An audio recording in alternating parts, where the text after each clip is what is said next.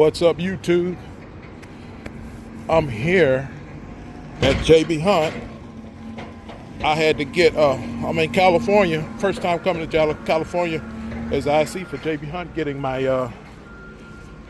Geotab. Volvo has a 9-pin Geotab. It's different than most other trucks. Most people not driving a Mack. Getting my Geotab compliant to California. You mind if I get my key? Thank you. Thank you, sir. And I'm gonna show you guys something.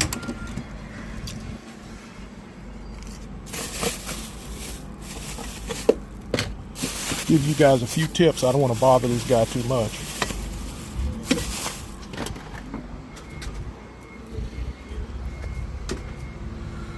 A few tips.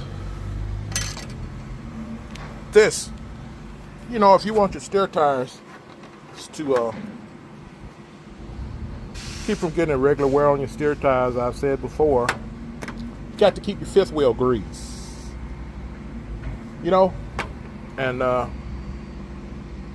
this is what I got, the best thing that I found to keep my fifth wheel greased. You can get this at AutoZone for $8. You can get this at Home Depot. Stick it in there. Stick it in here. It don't take much. You know, that's really all I need for that side. That's it. That wasn't much at all, huh? I just put just about 1 millimeter on the shiny spots. That's all it takes.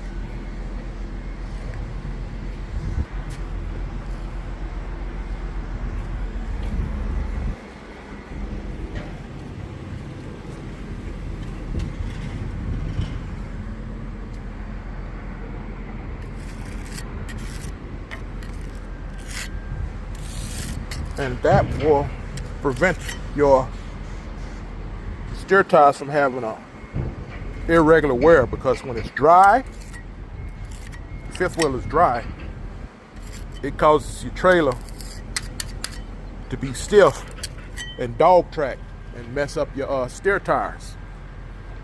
And I just cleaned this thing off on one of my tires.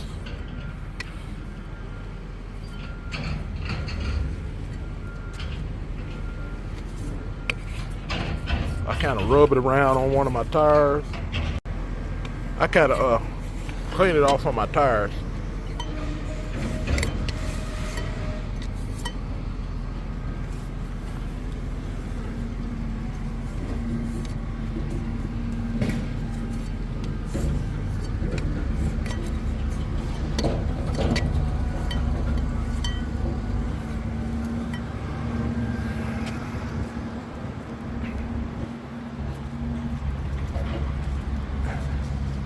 And I got a bag in the truck. I put it in the bag in the truck.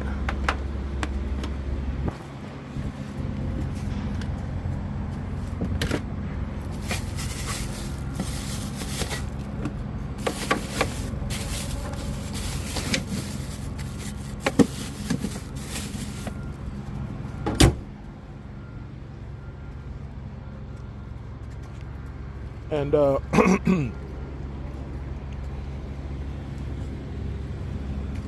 that's it. But when you do this, you know, you just, when you go under the trailer, when the fifth wheel touch the fifth wheel plate on the trailer, you have to stop. You have to let the trailer up.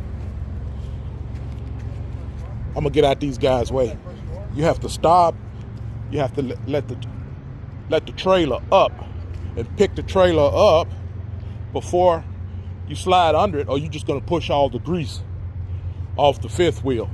So either you have to lower your rear end and back under there, or if you don't have the ability to drop your airbags, you know, you just crank the trailer up a little bit and back under there, and then sit the trailer down on the grease.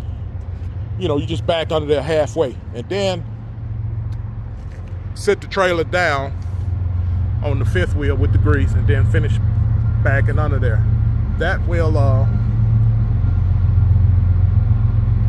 prevent you from having irregular wear on your steer tires. And you know, you got to have about 105, 110 psi in your steer tires too. And what I do to save fuel? Well, when it's cool outside, I don't run my truck.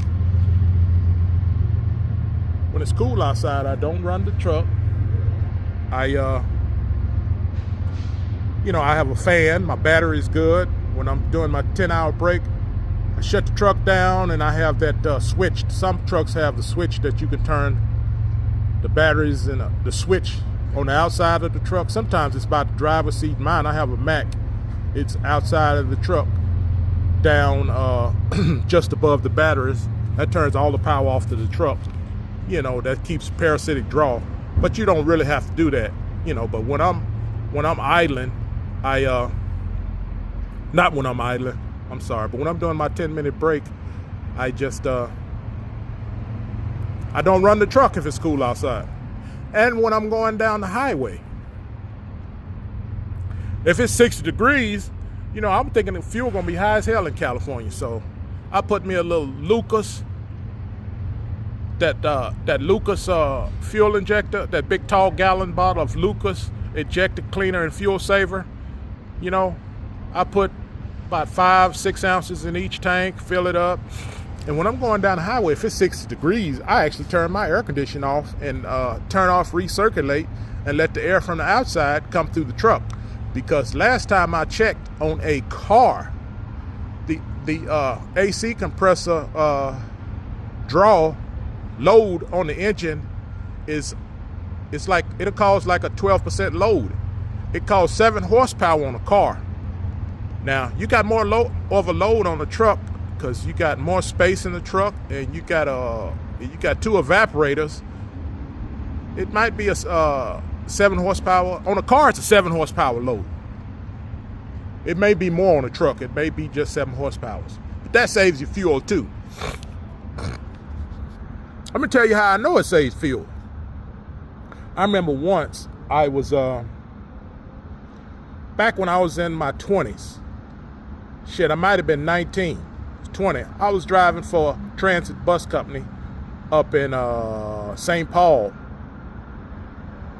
I was working for them. You know, I had a run. I went out 5 days a week. I had a run I was doing. You know, I went by. It was a bus, public bus service for this little small town. We had these little short buses we ran.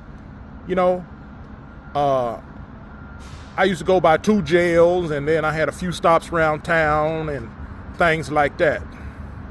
I fueled up at the terminal, and I never had to fuel up again.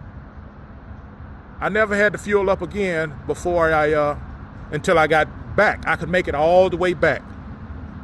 And I don't know, it was probably like 60 miles or something like that, or more. Could have been more, could have been 80 miles. About 60 miles, I'm guessing.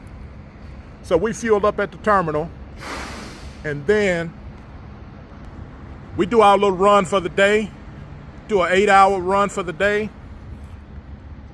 go back to the terminal, don't have to fill up. Well, when summertime came, I was running the air conditioner. You know, Minnesota, it stays cool. You don't have to run the air conditioner. You just run the heat. The heat doesn't really cause that much of a draw because you get your heat from your antifreeze and your heater core. So, but when wintertime rolled around, man, I was rolling that truck. I mean, when summertime rolled around, I was running that truck. That sumbitch all of a sudden cut off. It cut off at one of my stops. Tow truck had to come get it. What happened to it? It run out of fuel. Why it run out of fuel? Because I was running an air conditioning system. And I think I was at my last stop, or I might have had a few more stops. I probably had about 80 miles, 180 miles. I think I was going home. I might have had about 80 miles to do. And so tow truck had to come. They took it to the shop. But what was wrong with it? It was out of fuel. So It really saves you some fuel. If you would try that, you could save fuel by, when you're going down the highway, if it's 60 degrees, you don't even have to let your windows down. All you have to do, turn your air conditioner off, turn off recirculate, and the air will come through the cab like that. Or you can let your windows down if you want to. You know, you can save fuel like that and keep your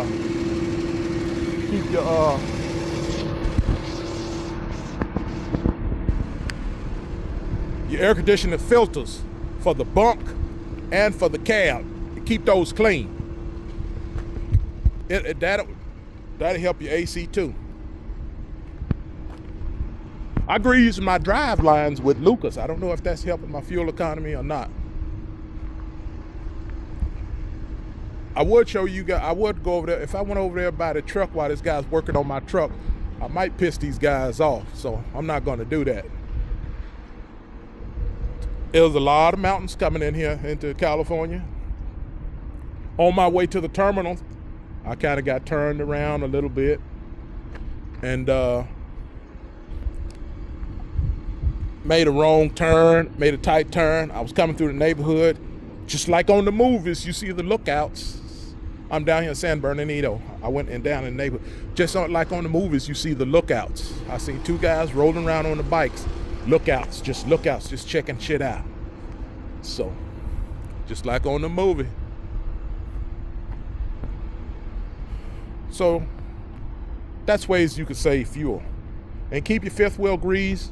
You go to AutoZone, you get that grease that I showed you, the Moly grease. It's high pressure grease, Moly grease. You get that grease and put it in your truck and get you a something to spread it with from Home Depot.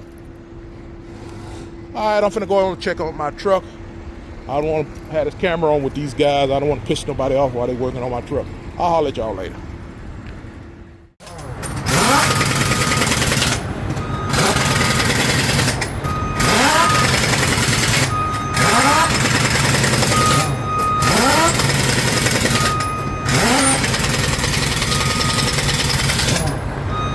Good job.